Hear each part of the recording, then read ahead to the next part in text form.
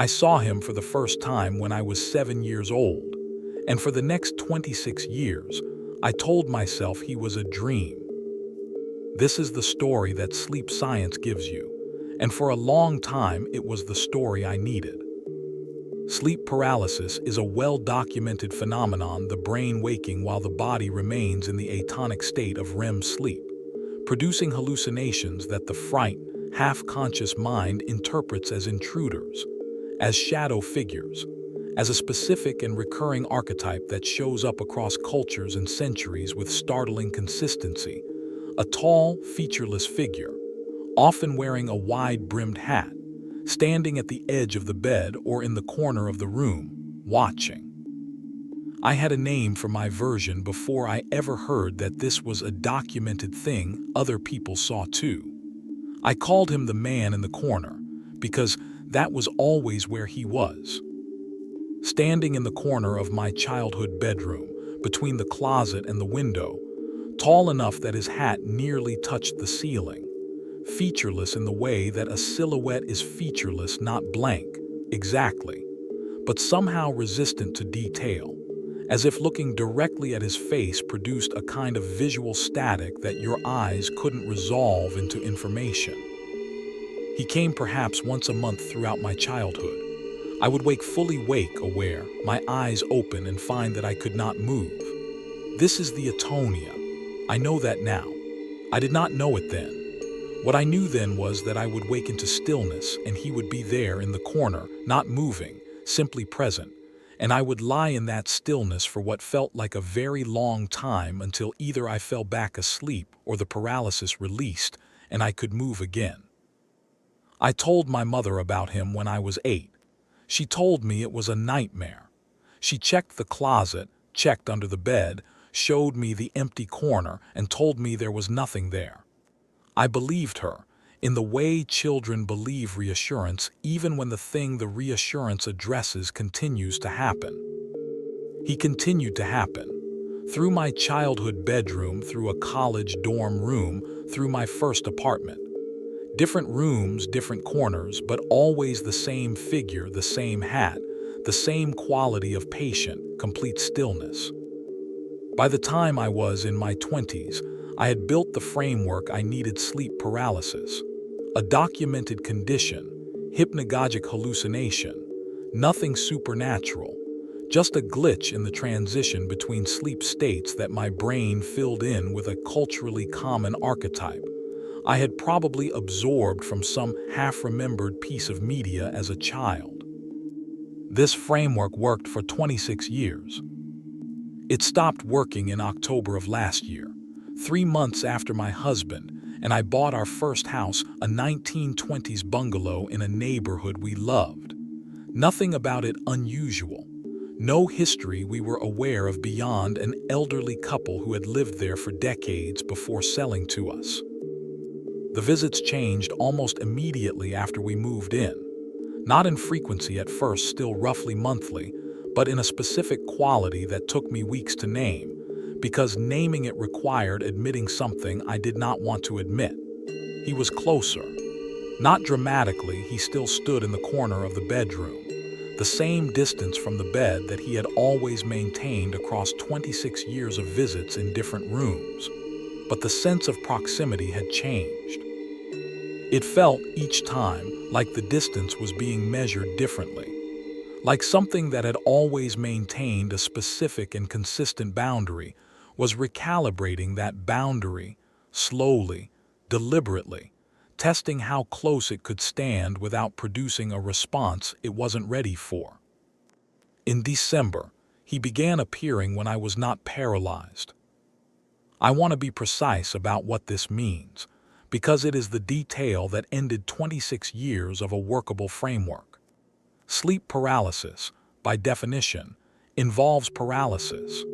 The atonia is not incidental to the experience, it is the mechanism that produces the specific terror of the hallucination, the inability to respond compounding the fear of what you are seeing.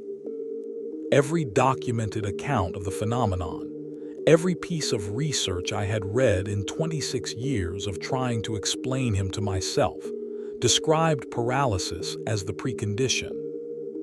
I woke on a Tuesday morning in December, fully mobile, fully conscious, no atonia, no hypnagogic transition state. I had been awake for several minutes already. In fact, lying in bed thinking about my day, entirely alert in every sense that matters for ruling out a sleep-adjacent hallucination. He was in the corner. I sat up. I want you to understand what sitting up meant in that moment. 26 years of a specific paralysis-locked ritual, broken. I had never, not once in 26 years, been able to sit up while he was present. The paralysis had always resolved before he did, or he had resolved as the paralysis released, the two things bound together in a sequence I had never seen interrupted. I sat up and E was still there. He did not react to my movement. He remained exactly as he had always remained, tall, hatted, positioned in the corner, that same visual static where his face should have been resolvable into features, and instead resisted resolution, the way a word resists meaning when you've stared at it too long and it becomes suddenly foreign. I said out loud, "Into the room, what do you want?" I do not know why I said it. 26 years of silence, and I finally spoke, in a fully conscious state, to a figure I had spent my entire adult life explaining away. He did not answer in any way I could describe as language, but something changed. The quality of his stillness shifted, not movement, exactly, but a kind of attention that sharpened, focused, the way a person's posture changes when they realize they have finally been noticed after standing quietly in a room for a long time. I got out of bed. This is the detail I have gone back to more than any other, in the months since that I got out of bed and walked toward him, and I do not fully understand why I did this except that 26 years of fear had, in that specific moment, converted into something closer to fury, an exhaustion with being afraid that overrode the fear itself. I walked to within perhaps 4 feet of him before I stopped. Up close, the visual static was worse. I want to describe what I saw, and I find that I genuinely cannot, not because I am withholding details for effect, but because my visual memory of his face, from 4 feet away in full daylight with my eyes completely functional, contains a gap that I cannot fill in no matter how many times I have tried. I know I looked at where his face should have been. I know I was looking directly at it for several seconds. I do not know what I saw. Then he was gone. Not faded, not walked away, gone, in the specific way that a hallucination is gone, except that I was not asleep, was not paralyzed, and had been looking directly at him with fully functional waking vision when the transition happened. I have not told my husband the full account. He knows about the childhood visits I told him early in our relationship, framed as an interesting fact about sleep paralysis, a quirk of my nervous system. I have not told him about December. I have not told him that the visits have continued since, roughly weekly now rather than monthly, and that on 2 additional occasions I have been fully conscious and mobile when he appeared. I have not told him because I do not know how to tell him the detail that frightens me most, the detail I have not said to anyone until writing it here. The last time, 3 weeks ago, I did not get out of bed. I lay still and watched him, and I understood something I had not let myself understand before, that whatever he wants, he is not asking for it anymore. He is waiting for something to be ready. I do not know what that means. I am afraid to find out what happens when it is. I have worked the overnight shift at a downtown parking structure for 6 years. It is not a job that requires much: a booth, a gate arm, an intercom for the rare after-hours customer, a series of walk-through checks on each level every 2 hours to confirm nothing is wrong. It is quiet work. I chose it because I wanted quiet. I want to establish, before I describe what happened, that I am not a person inclined toward superstition. 6 years of overnight parking structure work exposes you to every mundane version of something strange. Happened that this kind of job produces echoes that sound like footsteps, motion sensor lights triggering on nothing, the particular acoustic quality of empty concrete structures at 3 a.m. that makes ordinary sounds carry in unsettling ways. I have a rational explanation filed away for nearly everything I have encountered in this job. I do not have one for level 4. It started in February. On a walkthrough I have done hundreds of times elevator to level 4, a visual sweep of the parked cars, checking for anything obviously wrong, back to the elevator. Level 4 that night held maybe a dozen cars, scattered, the structure otherwise empty at 2 a.m. on a weeknight. I saw a figure standing between 2 cars near the far wall. Tall, wearing what I registered in that first glance as a wide-brimmed hat, the kind of detail that seemed almost comically old-fashioned. A hat that belonged to a different decade, worn by someone standing motionless between a Honda and a Ford in a downtown parking structure at 2 in the morning. I called out, "Standard protocol, can I help you, sir? The structure is closed to pedestrian traffic after midnight." No response, no movement. I walked toward him, because that is the job. You do not leave an unidentified person in the structure without addressing it. And 6 years of overnight work has made me comfortable approaching strangers in empty spaces, because 95% of the time it resolves into something ordinary: someone lost, someone waiting for a ride, someone who doesn't want to talk to me and walks away irritated. I got to within perhaps 20 feet before I stopped. I stopped because I could not resolve his face. I want to describe this precisely. I was looking directly at where a face should have been. In adequate lighting, the fluorescent overheads on level 4 were functioning normally. I checked this specifically afterward, and I could not make my eyes settle on features. It was the visual equivalent of trying to read text that keeps sliding out of focus no matter how you adjust. Except the failure wasn't in my vision generally, only in that specific location.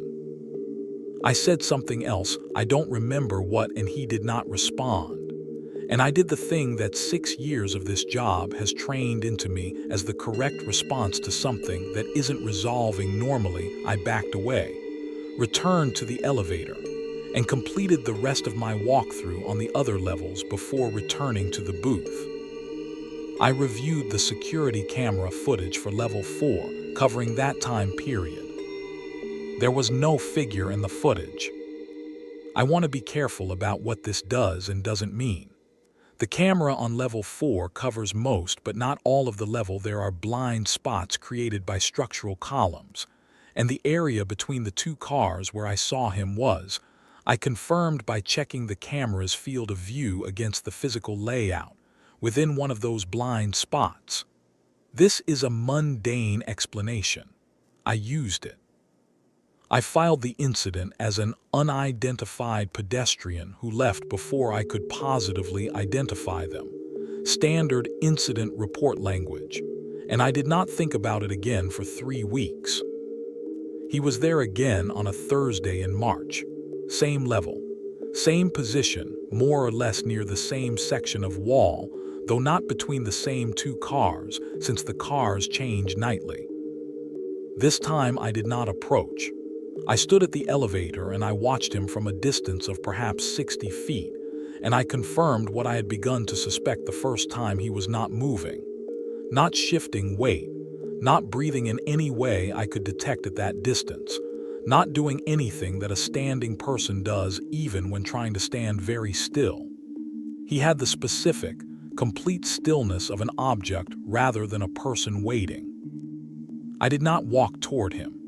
After several minutes, I returned to the elevator and left level 4 without completing the visual sweep, which is a violation of protocol that I noted honestly in my incident log, along with a description of what I had seen. My supervisor's response, when I raised it, was measured and not unkind. He said level 4 had a reputation among a couple of previous overnight staff, that he'd heard something about a hat guy before I started, that no one had ever gotten a usable photo or a clear enough sighting to do anything with it, and that as far as he was concerned, it was probably some combination of a genuine occasional trespasser who was good at avoiding. The cameras and the structure's acoustic and visual quirks doing the rest of the work in our imaginations. This is a reasonable position. I have tried to hold it. What makes it difficult to hold is what happened in June. I was doing the 2 a.m. walkthrough, and I decided I do not fully know why, except that 6 years of professional pride made the idea of avoiding a section of my own workplace increasingly unacceptable to me, to walk directly to the section of wall where I had seen him twice before, even though nothing was visible there that night. I stood at that section of wall. I want to describe what I felt, because it is the detail I have not been able to explain away with any of the mundane frameworks available to me. I felt the specific and unmistakable sense of being in a space that something else considered its own, not haunted in the vague, atmospheric sense people mean when they use that word casually. Occupied, claimed. The way you feel when you walk into someone's home, while they are out, the specific, subliminal awareness that the space belongs to someone else even when they are not currently present in it. I have not stood in that section of wall since. I still work the overnight shift. I still do the level 4 walkthrough because the job requires it, and because 6 years of investment in not being someone who lets fear dictate my behavior has held mostly. But I do the sweep from the elevator now, a visual check across the full level without walking the perimeter, and I have told myself this satisfies the requirement of the job, even though I know it does not fully satisfy the requirement of the job. I saw him once more in September from the elevator at the same section of wall, and this time, for the first time, I am certain his head turned to follow me as the elevator doors closed. I have not requested a transfer. I do not know why. Some part of me believes that leaving would be worse than staying, though I could not tell you the reasoning behind that belief if you asked me to defend it. I just know I do not walk to that wall anymore. And I know that whatever he is waiting for on level 4 at 2 in the morning, in the specific patience of something that does not experience time the way I do not want to be the one who is there when he stops waiting. My grandmother told me about the Hat Man before I ever saw him myself, and she told me in a way that I understood, even as a child, was not meant as a story for entertainment. She said he had visited our family for at least 3 generations that she knew of, and probably longer. She said he appeared before a death, not at the moment of death, not as an omen in the dramatic sense of appearing to the person who was going to die, but to someone else in the family, a witness in the days or weeks before. She said her own mother had seen him 3 days before her husband, my great-grandfather, died of a heart attack in 1958. She said she herself had seen him the week before her sister died in a car accident in 1974. She told me this when I was 12, sitting in her kitchen, and she told me with the specific calm of someone who had made peace with something most people would find impossible to make peace with. She said, if you ever see a tall man in a hat standing somewhere he shouldn't be, someone in this family is going to die soon. She said it is not something you can stop. It is not a warning in the sense that you can act on it. It is only a witness. It comes to see, and then it leaves, and then the death happens, whether you know about it or not. I did not see him for 20 years after that conversation. I filed it away as one of my grandmother's particular beliefs, the kind that older relatives carry, and that you learn to hold with respect without fully sharing. I saw him 3 weeks ago, standing at the end of my driveway at dusk, watching my house. I recognized him immediately, which is the detail that disturbs me most in retrospect, that despite never having seen him before, despite 20 years since my grandmother's description, I knew with complete and immediate certainty what I was looking at. Tall, wide-brimmed hat, a stillness that had nothing of a person's natural stillness in it, a stillness that was total in a way living things cannot achieve. He was positioned at the end of my driveway in the specific manner my grandmother had described, not hiding, not approaching, simply present, in a location where a person should not have had a reason to stand, watching my house with an attention that felt, even at that distance, personal and specific. I did not approach him. I went inside and I called my grandmother, who is 91 now and still sharp, and I told her what I had seen. There was a long silence on the phone. Then she asked me to describe him exactly. I did. She was quiet again. Then she said, "It's not for me. I would know if it was for me." I asked her what she meant. She said the visits she had experienced over her lifetime, and she told me, for the first time, that there had been more than the two she'd told me about as a child, that she had in fact seen him 7 times across her life, each one preceding a death in the extended family. She said each time she had known somehow whether the coming death was hers to prepare for or someone else's to prepare for. She said the knowledge came with the sighting, an inseparable part of the experience, not a separate deduction. She said when I described seeing him at the end of my own driveway, watching my own house, she felt something she had not felt in any of her own 7 sightings. She said, "It's not near me, it's near you." I asked her what that meant, practically, functionally, what I was supposed to do with that information. She said, and this is the answer I have not been able to set down since, nothing. You don't do anything. You just don't get to choose who.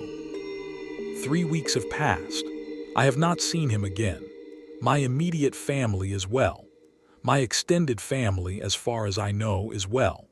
I check in with people more than I used to, texts to my siblings, calls to my parents, a level of contact that I know is noticeable and that I have not explained to any of them. I do not know who it is for. I do not know if it has already happened somewhere in the family to someone I have not yet learned about, a car accident, a heart attack, an ordinary death of the kind that takes days to reach everyone who needs to know. I do not know if it is still coming, delayed by some logic I don't understand, the watcher having completed its witnessing and moved on to wait somewhere else for the thing it is waiting for to occur. My grandmother called me 2 nights ago. She said she wanted to tell me one more thing, something she had decided in the 3 weeks since my sighting that I needed to know. She said in all 7 of her own sightings, across 60 years, the death that followed came within 1 month. We are 11 days from that boundary. I do not know what I am supposed to do with the days that remain. My grandmother's answer, "You don't do anything. You just don't get to choose who sits with me at 3 in the morning," in a way that no explanation, however frightening, would sit better than this absence of explanation does. I check on my house.